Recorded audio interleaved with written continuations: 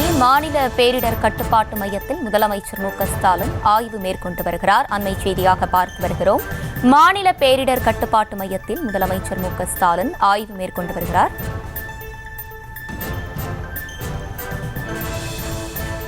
பேரிடர் கட்டுப்பாட்டு மையத்தில் முதலமைச்சர் மு க ஸ்டாலின் தற்போது ஆய்வு மேற்கொண்டு வருகிறார். அந்த காட்சிகளை பார்த்து வருகிறோம்.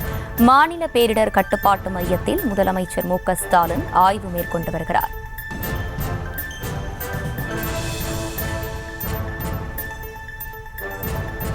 மேலும் விவரங்களோடு இணைகிறார் செய்தியாளர் ராஜேஷ். வணக்கம். இது குறித்தான விவரங்களை வழங்கலாம்.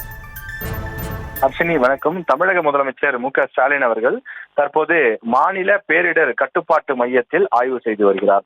சென்னை எழிலகத்தில் இருக்கக்கூடிய மாநில பேரிடர் கட்டுப்பாட்டு மையத்தில் தமிழக முதலமைச்சர் தற்போது ஆய்வு செய்து வருகின்றார். அதாவது நீலகிரி மற்றும் கோவை மாவட்டங்களில் கடந்த சில நாட்களாக தொடர்ந்து கனமழை பெய்து வருகின்றது.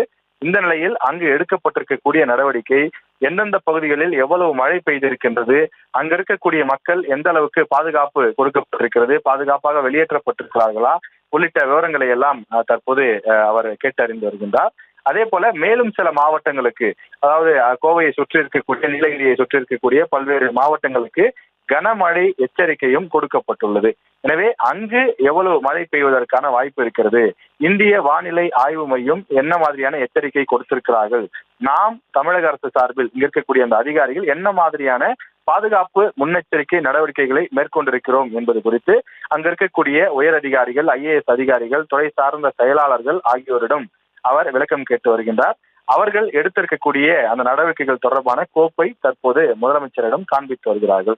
அதே போல அருகில் ஒரு கிராஃப் ஒன்று, டிவியில ஒரு பெரிய திரையிலே கிராஃப் ஒன்று இருக்கின்றது. அங்கு எவ்வளவு மழை பெய்தது, எந்தெந்த இடங்கள் சென்சிட்டிவ், எந்தெந்த இடங்கள்ல பாதிப்பு அல்லது கூடுதலாக மழை பெய்து பாதிப்பு ஏற்படுவதற்கான வாய்ப்பு இருக்கிறது என்பதையெல்லாம், அங்கு என்ன மாதிரியான பாதுகாப்பு நடவடிக்கைகள் மேற்கொள்ளப்பட்டுள்ளது என்பதையும் முதலமைச்சருக்கு விளக்குகிறார்கள்.